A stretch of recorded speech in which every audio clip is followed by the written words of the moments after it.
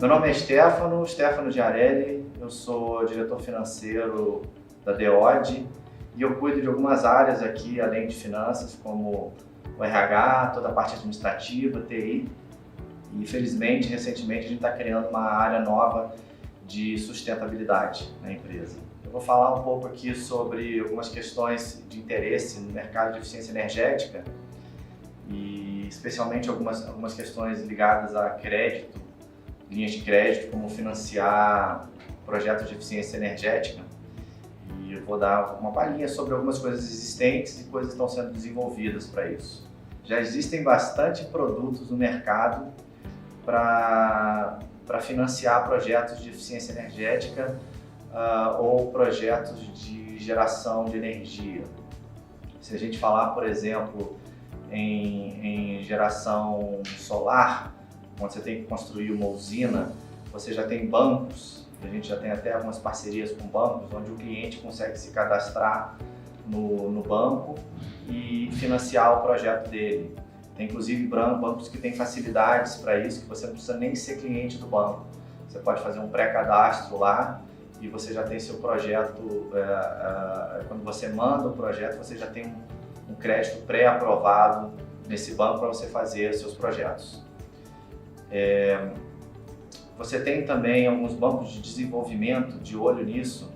Então você tem, por exemplo, no plano estratégico do BNDES, você tem como uma meta deles desenvolver energia eficiente. Então você tem linhas de crédito do BNDES, você tem linhas que estão sendo abertas em banco de desenvolvimento, como o BDMG e outros bancos de desenvolvimento estaduais, que eles fornecem, estão pensando em instrumentos para o mercado de crédito, para eficiência energética e para a geração. Em especial para a eficiência energética, é um desafio que o mercado financeiro ainda precisa conhecer melhor os projetos de eficiência energética. Esses projetos, em geral, eles têm um payback muito mais atrativo do que até mesmo geração de energia ou outras fontes alternativas de energia. Só que ainda é pouco conhecido, né? Um estudo da EPE, ele mostra que de todas as fontes de energias que existem no Brasil, você pode nos próximos 10, 15 anos, 5% do total de energia a ser consumido, ele pode vir de eficiência energética. Então ele é considerado como se fosse uma fonte de energia, né? Stricto sensu não é uma fonte de energia, porque o que você está fazendo não é gerar nova energia, mas reduzir o consumo. Mas, né, para quem faz conta, matemática, um neta o outro, dá mais ou menos na mesma. E a eficiência energética, a gente conhece bem aqui, ele costuma de fato ser muito mais atrativo, ele dá o retorno mais rápido para o cliente. Eu vou falar um pouco também de quais são os desafios, né? Você tem um pouco de desafio. Geralmente, quando você vai apresentar um projeto de eficiência energética, o setor financeiro como um todo ele não conhece tão bem como é que é um projeto, quais são os riscos envolvidos. A gente que está no mercado, a gente conhece bem e a gente sabe o quão ele pode ser rentável e quão poucos são os riscos, já que a gente conhece do ponto de vista de projeto, do ponto de vista de engenharia, quais são os riscos envolvidos. Mas, como o mercado financeiro não conhece bem, geralmente ele pede garantias para você conseguir fazer o projeto. Então não basta ele te dar o financiamento, ele vai querer que você dê alguma garantia para ele.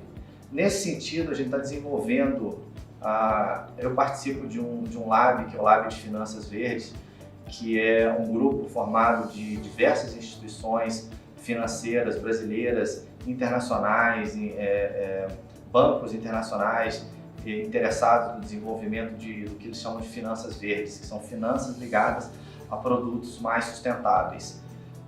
Então, por exemplo, uma iniciativa que existe, que já está andando bem, é o desenvolvimento de um fundo garantidor de crédito para projetos de eficiência energética, né? É um fundo que usa dinheiro de um programa do Procel e você constitui um fundo. Esse fundo é lá mais ou menos de 30 milhões de reais, podendo ser alavancado, ou seja, você pode, através desse fundo, garantir 10 vezes mais do que o valor do próprio fundo. Então você consegue garantir projetos no valor de até 300 milhões de reais. Isso abre uma perspectiva enorme para o mercado, porque você começa a oferecer projetos no mercado, você consegue financiamento e você tem essa garantia que o setor financeiro em geral, ele requer tanto. E esse é só o primeiro fundo sendo desenvolvido, né? Como eu disse, instituições como o BNDES, elas têm focado muito em desenvolver energia sustentável, né?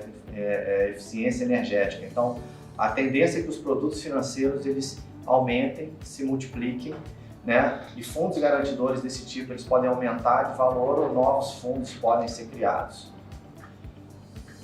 Do ponto de vista da DEOD, a gente tem trabalhado também com várias soluções para facilitar o que a gente chama de o que está virando mainstream, né? Que é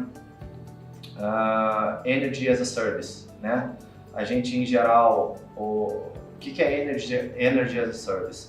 É a mesma coisa que a gente tem SAS, o SaaS, que é Software as a Service, que é o quê? Todo mundo deve estar acostumado com isso, né? Alguns anos atrás a gente comprava a licença do Windows, comprava a licença do Office, comprava a licença do software que fosse para trabalhar com ele, e agora você não compra mais uma licença, você paga para ter o serviço.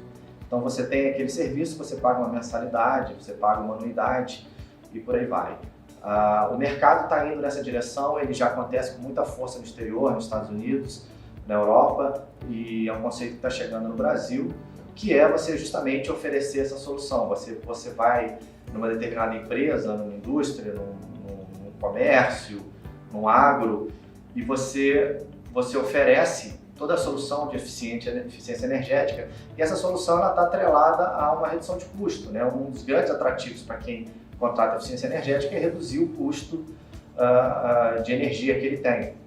Com essa redução de custo de energia, ele pode pagar o próprio projeto em si de eficiência energética, porque o projeto de eficiência energética ele vai ter lá soluções que vão passar por troca de lâmpadas, compra de novos equipamentos, bombas, elevatórias, todos os equipamentos que têm um custo, exige um CAPEX, né? Exige um investimento.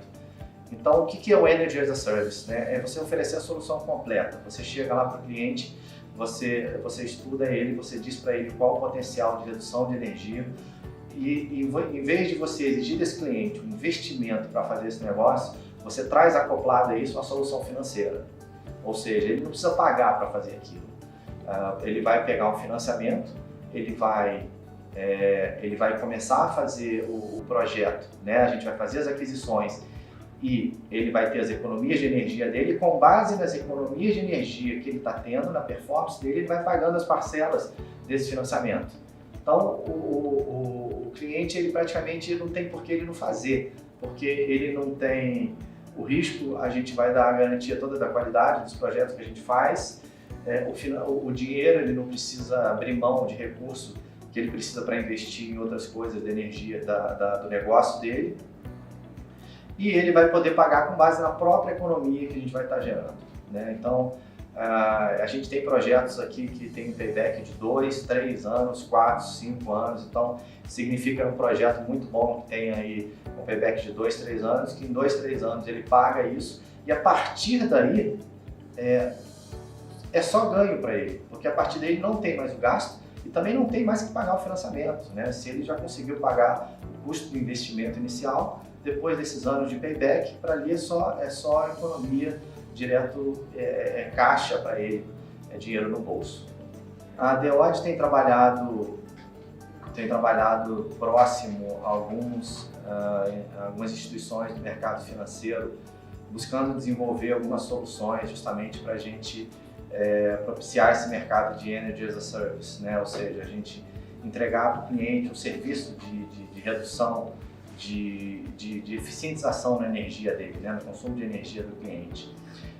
A gente tem falado com fundos de investimento, fundos de private equity, a gente tem falado com algumas instituições que desenvolvem novos mecanismos, inclusive eu estava falando essa semana com uma instituição que ela é uma das principais, foi quem praticamente ajudou a desenvolver o FDIC, né, que é um desses instrumentos no Brasil, e a gente estava falando sobre criar fundos de direitos creditórios para financiar especificamente projetos de eficiência energética, né?